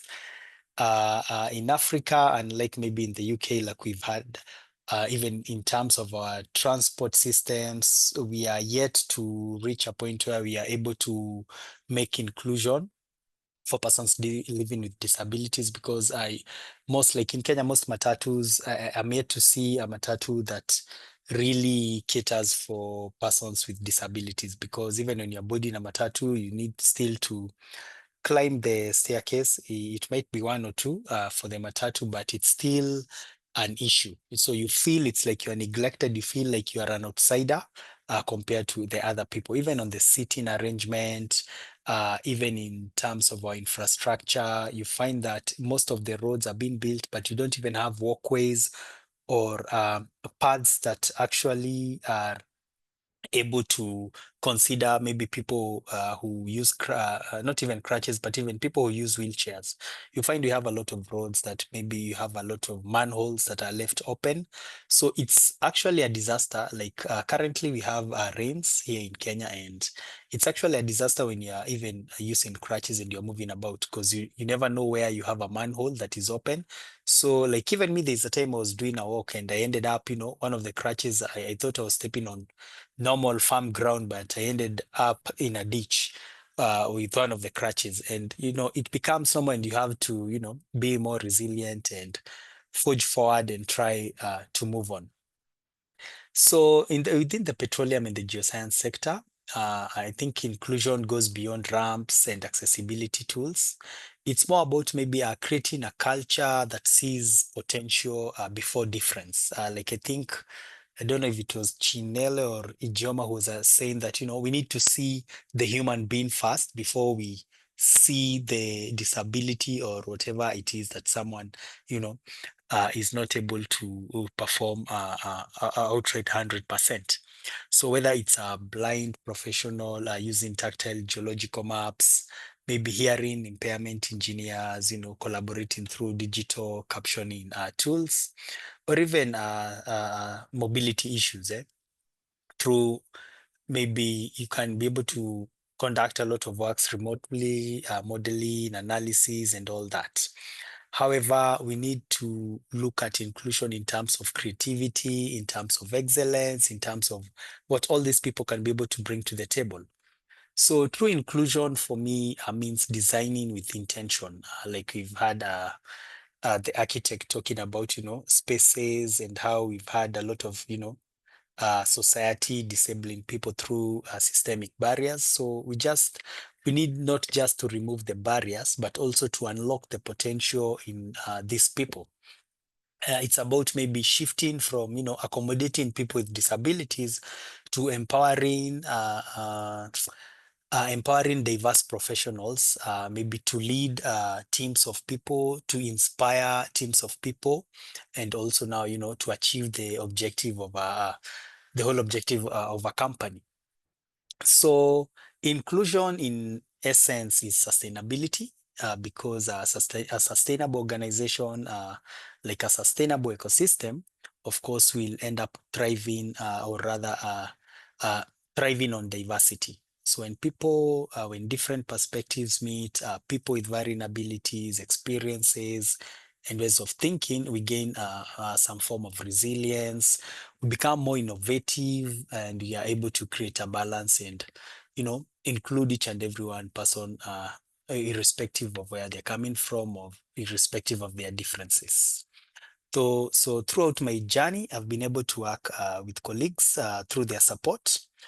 I've had scenarios where people don't want to include you, like in fieldworks, because they think you are on crutches, you'll not be able to, like when you're doing surface geological mapping, when you're doing geochemical sampling, you need to be going through gorges, you need to be, moving across rivers, you need to be jumping up and down, and people will be like, such a person, maybe they won't be able to do. But I mean, it's interesting because you include the likes of me, and we end up even being better than, normal guys. So it's not just about looking at someone because of maybe their indifferences or maybe their disabilities, but yeah, we need to create spaces where we provide empowerment to people and be able to give them a chance to showcase their abilities and be able to showcase what they can do. So we need to continue to lead by example. Our resilience, our adaptability and determination are just not signs of struggle, but the very qualities that drive progress in an uncertain world. So I've seen Judith, and yeah, thanks. Yeah. I think that sums it all. Thank you very much. We really do appreciate your powerful words and the lived experience you're sharing with us. We also taking the unique perspective, and you serve as a strong example for our society, and you show that resilience is built. So looking at things from this perspective rather than victim mindset, but you're rising above it. So that teaches us a lot of lessons ourselves. So thank you very much. And we want to extend our appreciation to your section. We will continue collaborating going into the future. Thank you.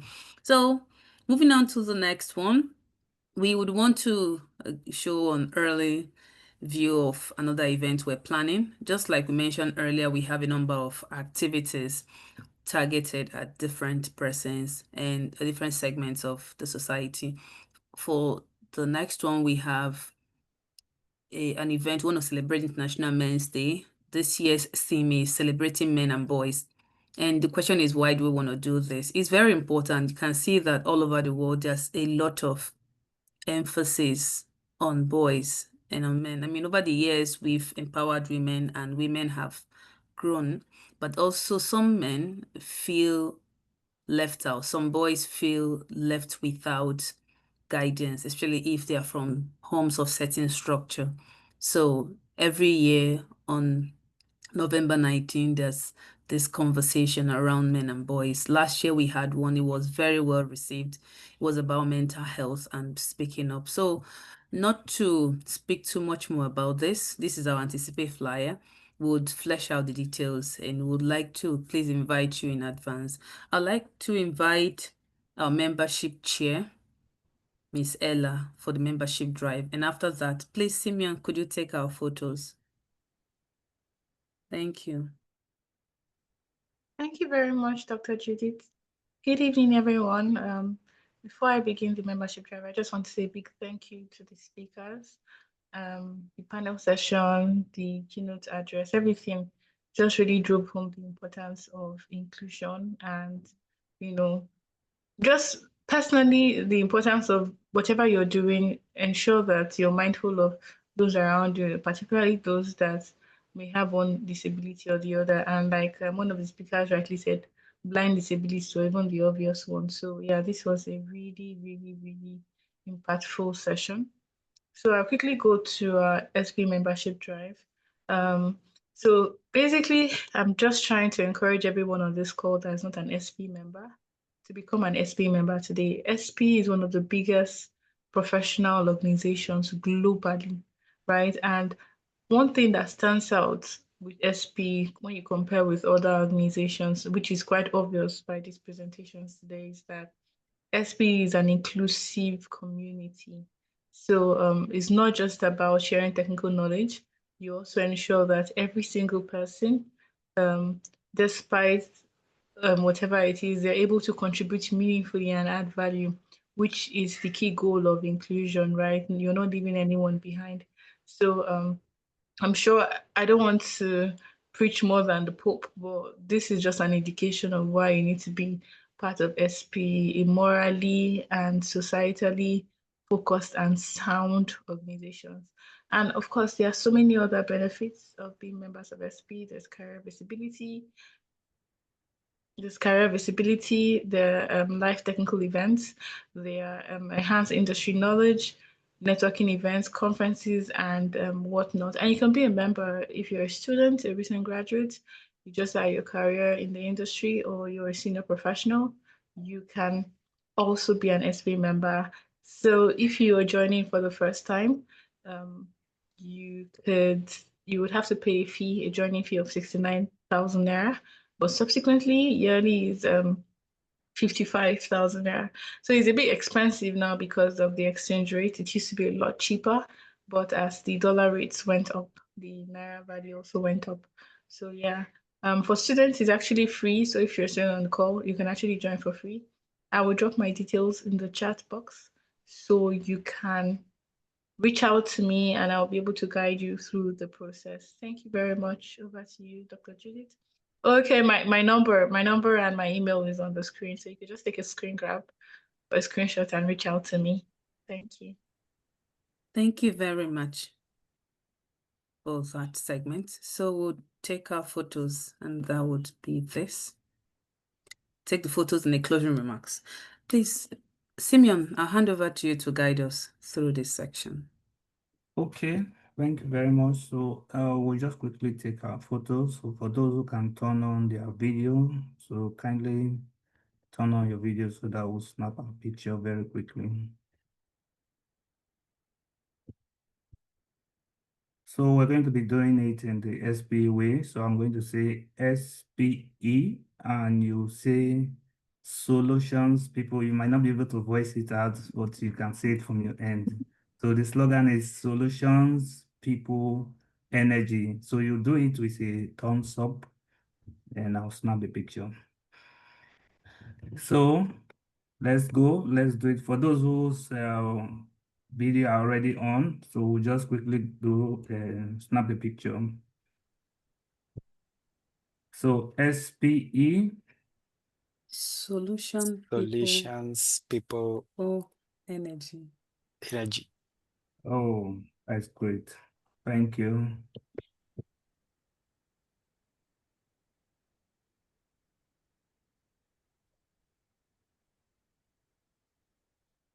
Thank you very much. So I would go to the closing remarks. At this point, I'd like to thank all the persons that worked hard on this event from the planning. I'd like to thank our panelists, our keynote speaker. I would like to thank our section chair, section director, Kenya section chair. There's a lot of work that went on behind the scene. I'd like to even thank our audience, people that turned out in mass to listen. We are praying that this session will be useful. It would have informed, of course, it would have informed, but that the actions we've taken, we can take back to organizations. I do know that if we need to get our organizations to have the same conversations, we can always come back to us and we would reach out to the speakers and we would get them to see if they can come and speak to the company. But I see, given the passion today, that they will be excited to speak. In fact, I've taken notes to take this back to my organization. I've actually shared this far and wide, but I would want to say thank you to everyone. We're looking forward to having you in our future event. And I also mentioned our past committee chair, Engineer Cookie. He's been behind the scene guiding us, and the work we're doing is a continuation of what we did last year when I was the secretary. So without stretching it further than this, I'd like to say thank you again. Thank you so much from our heart. It's been a pleasure, and thanks for your patience.